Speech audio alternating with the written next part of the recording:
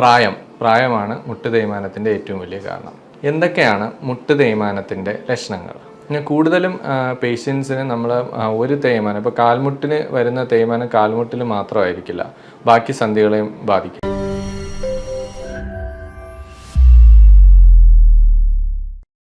നമസ്കാരം, എൻ്റെ പേര് ഡോക്ടർ പ്രശാന്ത് JS. ഞാൻ കോഴിക്കോട് ഫാത്തിമ ഹോസ്പിറ്റലിലെ consultant trauma replacement and arthroscopy സർജനാണ്. ഞാൻ ഇന്നിവിടെ സംസാരിക്കാൻ പോകുന്ന വിഷയം മുട്ടുവേദനയും അതിൻ്റെ പരിഹാര മാർഗങ്ങളും. മുട്ടുവേദന നമ്മുടെ ശരീരത്തിലെ ഒരു വലിയ സന്ധിയാണ്. തുടയെല്ലും താഴത്തെ കാലിലെ എല്ലും ചേർന്നുണ്ടാവുന്ന ഒരു സന്ധി.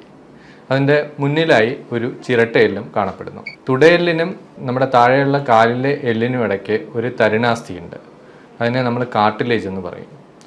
ഇത് എല്ലാം കൂടെ ചേർന്നതാണ് മുട്ട്, അതായത് കാൽമുട്ട്. അപ്പോൾ എന്താണ് മുട്ട് തേയ്മാനം?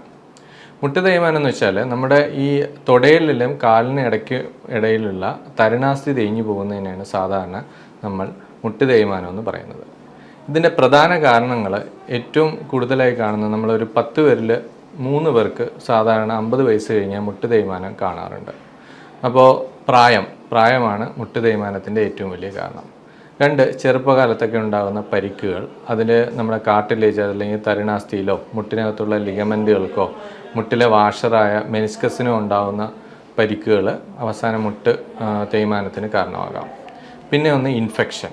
നമുക്ക് മുട്ടിൽ എന്തെങ്കിലും അണുബാധ ഉണ്ടായിക്കഴിഞ്ഞാൽ അത് കാലക്രമേണ അണുബാധ പോയാലും നമ്മുടെ തരുണാസ്ഥി ദ്രവിച്ചു പോവുകയും അത് തേയ്മാനത്തിലോട്ട് മാറുകയും ചെയ്യുന്നു. പിന്നെ ഉള്ളത് വാതരോഗങ്ങൾ നമ്മൾ സാധാരണ ആമവാദം, സന്ധിവാദം, പിന്നെ യൂറിക് ആസിഡ് അങ്ങനെയുള്ള, അല്ലെങ്കിൽ ചിലപ്പോൾ ഉണ്ടാകുന്ന പനി, ചിക്കൻ ഗുനിയ അങ്ങനെ പോലുള്ള വാദങ്ങൾ അവസാനം മുട്ട് തേയ്മാനത്തിലേക്ക് മാറും.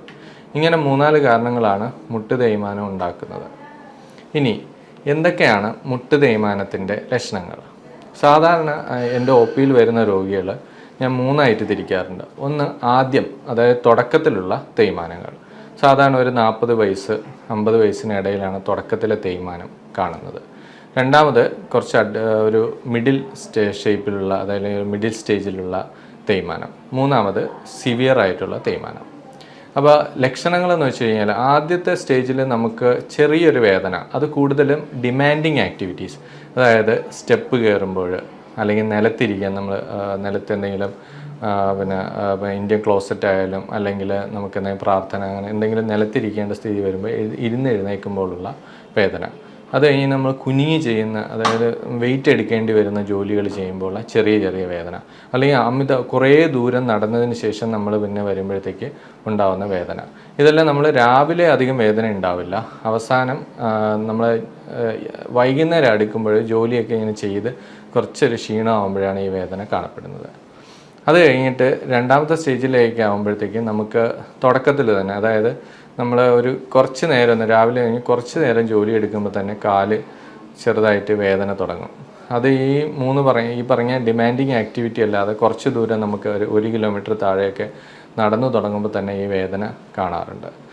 അവസാനത്തെ സ്റ്റേജിൽ നമുക്ക് തീരെ നടക്കാൻ പറ്റാത്ത ഒരു സ്റ്റേജ്, നമ്മൾ നടക്കാൻ പറ്റാതെ വരിക, മുട്ട് വളയുക, തീരെ നമുക്ക് സ്റ്റെപ്പ് കയറാൻ പറ്റാതെ വരിക, നിലത്തിരിക്കാൻ പറ്റാതെ വരിക, കയറ്റം കയറാൻ പറ്റാതെ വരിക.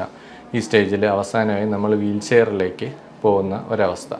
അപ്പോൾ ഇതൊക്കെയാണ് നമ്മളെ ലക്ഷണങ്ങൾ. പിന്നെ കൂടുതലും പേഷ്യൻസിന് നമ്മൾ ഒരു തേയ്മാനം, ഇപ്പോൾ കാൽമുട്ടിന് വരുന്ന തേയ്മാനം കാൽമുട്ടിൽ മാത്രമായിരിക്കില്ല, ബാക്കി സന്ധികളെയും ബാധിക്കും. ചില പേഷ്യൻസിന് നട്ടെല്ലിന് തേയ്മാനം ഉണ്ടായിട്ട് നമുക്ക് കാലിലോട്ട് അതിൻ്റെ തരിപ്പും വേദനയൊക്കെ വന്നു കഴിഞ്ഞാൽ അത് ഡിസ്ക് തേയ്മാനം.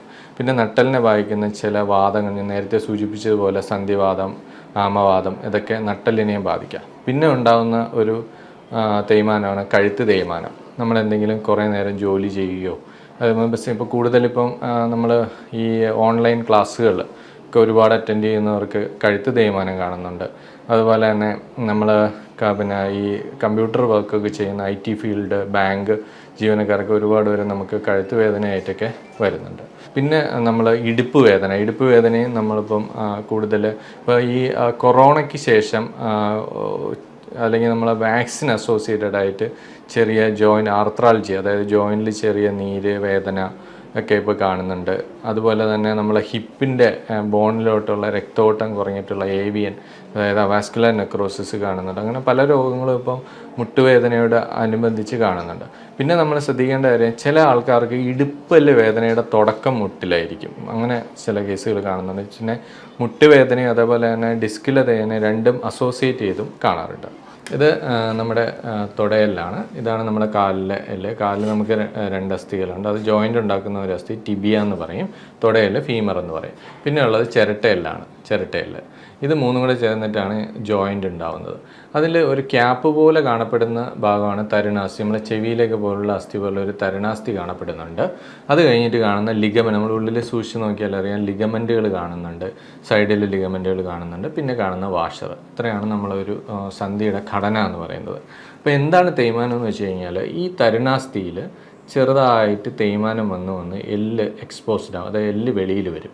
എല്ല് വെളിയിൽ വന്നു കഴിഞ്ഞാൽ പതുക്കെ എന്ത് ചെയ്യുമെന്ന് വെച്ച് കഴിഞ്ഞാൽ ചെറിയ വേദന, നമ്മളിങ്ങനെ നടക്കുമ്പോഴും ഓടുമ്പോഴും ഒക്കെ, അല്ലെങ്കിൽ നമ്മൾ കൂടുതൽ ഡിമാൻഡിങ് ഞാൻ പറഞ്ഞ ആക്ടിവിറ്റീസിൽ ഇവിടെ ഒരങ്ങി വേദന വരും. പിന്നെ വേറൊരു ഇതിൻ്റെ കൂടെ അസോസിയേറ്റ് ചെയ്ത കാര്യം, കാലിന് ഉള്ളിലുണ്ടാകുന്ന ഉളുക്കുകൾ. ചില ആൾക്കാർ നമ്മൾ സ്റ്റക്കായി നിന്ന് പോയി അല്ലെങ്കിൽ ഉളുക്കി നിന്ന് പോയി എന്നൊക്കെ പറയും. അതെന്താ കാരണം എന്ന് വെച്ച് കഴിഞ്ഞാൽ ഉള്ളൊരു വാഷറുണ്ട്, മെനിസ്കസ്. അത് പൊട്ടുമ്പോൾ പെട്ടെന്ന് ചില പൊസിഷനിൽ വരുമ്പോഴത്തേക്ക് കാല് സ്റ്റക്കായി പോകാം. സെക്കൻഡ് സ്റ്റേജിലാണ് അത് അങ്ങനെ വരുന്നത്. പിന്നെയുള്ള തേർഡ് സ്റ്റേജിലാകുമ്പോഴത്തേക്ക് ഈ തരുണാസ്ഥി പൂർണ്ണമായും തേഞ്ഞു പോവുകയും അത് ഒരു വശത്തേക്ക് ചരിഞ്ഞ് കാല് വളയുന്ന ഒരവസ്ഥയിലേക്ക് മാറുകയും ചെയ്യുന്നുണ്ട്. അപ്പോൾ ഇതൊക്കെയാണ് നമുക്ക് മുട്ടിൻ്റെ ഘടന, അല്ലെങ്കിൽ എന്തൊക്കെ ലക്ഷണങ്ങളാണ് മുട്ടുവേദനയെ സംബന്ധിച്ച് വരുന്നത് എന്നൊക്കെ. ഇനി എങ്ങനെയാണ് നമ്മൾ ഒരു രോഗി നമ്മുടെ ഒ പിയിലേക്ക് മുട്ടുവേദനയായിട്ട് വന്നു കഴിഞ്ഞാൽ എങ്ങനെയാണ് നമ്മളവരെ ചികിത്സിക്കുന്നത്, എന്തൊക്കെയാണ് നമ്മൾ അവരെ പരിശോധിച്ച് നോക്കുന്നത്, എന്തൊക്കെ എക്സ്റേ എടുക്കേണ്ടതുണ്ട്, എന്തൊക്കെ ബ്ലഡ് എന്തിനാണ് പരിശോധിക്കേണ്ടത് എന്നൊക്കെ നമുക്ക് നോക്കാം. അപ്പോൾ ഒരു പേഷ്യൻറ്റ് നമ്മൾ മുട്ടുവേദനയായിട്ട് വന്നു കഴിഞ്ഞാൽ ആദ്യം നമ്മൾ അവരുടെ ഹിസ്റ്ററി, നേരത്തെ ഞാൻ പറയാം എന്തൊക്കെയാണ് മുട്ടുവേദനയിലേക്ക് നയിക്കുക. എല്ലാ മുട്ടുവേദനയും തേയ്മാനമാണെന്നല്ല, ചിലപ്പോൾ നമ്മൾ ചെറിയ ക്യാൻസറുകൾ, നമ്മൾ എല്ലിനെ ബാധിക്കുന്ന ക്യാൻസറുകളും അല്ലെങ്കിൽ നമ്മുടെ സൈനോവിയത്തെ ബാധിക്കുന്ന സൈനോവിയൽ കോൺട്രോമാറ്റോസിസ് എന്ന് പറയുന്ന ചെറിയ പ്രശ്നങ്ങളൊക്കെ മുട്ടുവേദനയോടനുബന്ധിച്ച് വരാറുണ്ട്. അപ്പോൾ വരുന്ന പേഷ്യൻസിനെ നമ്മൾ ആദ്യം അവരുടെ കാരണങ്ങൾ ആരാഞ്ഞിട്ട്, എങ്ങനെയാണ് നിങ്ങൾ വീഴ്ചയുണ്ടോ അല്ലെങ്കിൽ നിങ്ങൾക്ക് വേറെ ഏതെങ്കിലും ജോയിൻ്റ് വാദത്തിൻ്റെ ലക്ഷണങ്ങളുണ്ടോ, എന്തൊക്കെ ചെയ്യുമ്പോഴാണ് വേദന നോക്കിയിട്ട് നമ്മൾ അവരെ ഒരു എക്സ്റേക്ക് വിധേയരാക്കാറുണ്ട്. എക്സ്റേ നോക്കുമ്പോൾ അതിൻ്റെ ഈ കാർട്ടിലേജിൻ്റെ തേയ്മാനം അനുസരിച്ച് അവരെ മൈൽഡ്, മോഡറേറ്റ്, സിവിയർ 3 ഗണത്തിൽ തിരിക്കാറുണ്ട്. പിന്നെ നമ്മൾ നോക്കുകയെന്ന് വെച്ച് കഴിഞ്ഞാൽ ഈ പറയുന്ന കണക്ക് ഈ വാദസംബന്ധമായ യൂറിക് ആസിഡ് അല്ലെങ്കിൽ ആമവാദത്തിൻ്റെ ടെസ്റ്റുകൾ, അല്ലെങ്കിൽ നമ്മൾ ചില തൈറോയിഡ്, അങ്ങനെയുള്ള കുറച്ച് ടെസ്റ്റുകളുണ്ട്, അതിന് വിധേയമാക്കും. എന്നിട്ട് അതിൻ്റെ മൂലകാരണം നമ്മൾ മനസ്സിലാക്കിയതിന് ശേഷം പേഷ്യൻറ്റിനെ അടുത്ത ട്രീറ്റ്മെൻറ്റിലേക്ക് പോകാറുണ്ട്. ചില പേഷ്യൻസിന് ഈ വാഷർ, അതായത് ഉള്ളിലുള്ള വാഷർ ഇവിടെ ഉളുക്കുന്ന സന്ദർഭങ്ങളിൽ ചിലപ്പോൾ നമ്മൾ MRIയും ചെയ്യേണ്ടി വരാറുണ്ട്. അല്ലെങ്കിൽ നമുക്ക് ചില കേസുകളിൽ നമുക്ക് എക്സ്റേയിൽ എല്ലാ ഫൈൻഡിങ്ങും കിട്ടില്ല. അപ്പോൾ ലിഗമെൻറ്റിനോ അല്ലെങ്കിൽ നമുക്ക് കാർട്ടിലേജ് അല്ല എന്തെങ്കിലും ഇഞ്ചുറി ഉണ്ടോ എന്നൊക്കെ നോക്കാൻ വേണ്ടിയിട്ട് MRIയും ചെയ്യേണ്ടി വരാറുണ്ട്. അപ്പം ആദ്യ സ്റ്റേജ്, തുടക്കത്തിലുള്ള തേയ്മാനം എപ്പോഴും നമുക്ക് സർജറിയോ അങ്ങനെ അതിൻ്റെ ഒന്നും ആവശ്യമില്ല. നമ്മൾ അവരെ ചികിത്സിക്കുക, ഒന്ന് ജീവിതശൈലി മാറ്റുക. അതായത് പ്രായമാകുമ്പോഴാണ് കൂടുതൽ ഒരു 80% ആൾക്കാരും പ്രായമാകുമ്പോഴാണ് തേയ്മാനം വരുന്നത്. ജീവിതശൈലി എന്ന് പറഞ്ഞാൽ ഹൈ ഡിമാൻഡിങ് ആക്ടിവിറ്റീസ് ഒഴിവാക്കുക. അതായത് നിലത്തിരിക്കുന്നത് ഒഴിവാക്കുക, സ്റ്റെപ്പ് കയറുന്നത് എത്രയും നമുക്ക് കുറയ്ക്കാൻ പറ്റുമോ അത്രയും കുറയ്ക്കുക. അതേപോലെ തന്നെ കുനിങ്ങി ചെയ്യുന്ന ജോലിയൊക്കെ ചെയ്യുമ്പോൾ നമ്മുടെ വെയ്റ്റിൻ്റെ 5 ഇരട്ടി വെയിറ്റ് മുട്ടിനും 6 ഇരട്ടി വെയിറ്റിന് ഊരിക്കും വരും. അപ്പം അങ്ങനെയുള്ള കാര്യങ്ങൾ നമുക്ക് എത്രയും കുറച്ച് വയ്ക്കാൻ പറ്റുമോ അത്രയും കുറച്ച് വയ്ക്കുക. 2, ശരീരഭാരം കുറയ്ക്കുക. നമ്മളെന്തെങ്കിലും ചെറിയ എക്സസൈസുകളും പിന്നെ നമ്മുടെ ഡയറ്റ്, നമ്മൾ ഒരുപാട് ഓയിലി ആയിട്ടുള്ളതും അന്നജം അടങ്ങിയതും ഫാറ്റി ഫുഡൊക്കെ ഒഴിവാക്കി, ജങ്ക് ഫുഡൊക്കെ ഒഴിവാക്കി നമ്മളെ വെയിറ്റ് കുറച്ച് വയ്ക്കുക എന്നാണ് രണ്ടാമത്തെ കാര്യം. 3, മരുന്നുകൾ. നമ്മൾ ഈ മുട്ടുവേദന എപ്പോഴും ഇങ്ങനെ മഴ പോലെ വന്നു പോകുന്ന ആദ്യത്തെ തുടക്ക സ്റ്റേജിൽ കുറച്ച് നാൾ നമ്മൾ സ്ട്രെയിൻ ചെയ്യുമ്പോൾ വേദന ഉണ്ടാവും, റെസ്റ്റ് എടുക്കുമ്പോൾ കുറയും, പിന്നെയും സ്ട്രെയിൻ ചെയ്യുമ്പോൾ അങ്ങനെ അതിൻ്റെ ഇൻ്റർവെൽ ഇങ്ങനെ കുറഞ്ഞു വന്നിട്ടാണ് നമ്മളതൊരു നിരന്തരമായ വേദനയായി മാറുന്നത്. അപ്പം ആ സമയത്ത് നമ്മൾ മരുന്നുകൾ ആവശ്യം, നമുക്ക് വേദന സംഹാരികൾ ഡോക്ടർ നിർദ്ദേശിക്കുന്ന പ്രകാരം കഴിക്കുക. ചിലപ്പോൾ യൂറിക് ആസിഡ് അങ്ങനെ വാദത്തിൻ്റെ മരുന്നുകളൊക്കെ കുറച്ച് കഴിക്കേണ്ടി വരും. പിന്നെ ഏറ്റവും പ്രധാനമായിട്ടുള്ള ഒരു കാര്യം എന്ന് പറഞ്ഞാൽ എക്സസൈസ് എന്ന് പറഞ്ഞു കഴിഞ്ഞാൽ നമ്മൾ സാധാരണയായ ഒരു ഇതെന്ന് വെച്ചാൽ നമ്മുടെ വെയിറ്റിൻ്റെ ഏകദേശം 60 മുതൽ 70% വെയിറ്റും എല്ല് കൂടെയാണ് പോകുന്നത്. നമുക്കൊരു ശരീരഭാരത്തിൻ്റെ നമുക്കിപ്പം സന്ധികളിലൂടെ താഴോട്ട് ഭൂമിയിലോട്ട് പോകുമ്പോൾ എല്ലിൽ കൂടെയാണ് പോകുന്നത്. ബാക്കിയുള്ള 30% വെയിറ്റ് ബിയറിങ്ങും മസിലുകളാണ് ചെയ്യുന്നത്.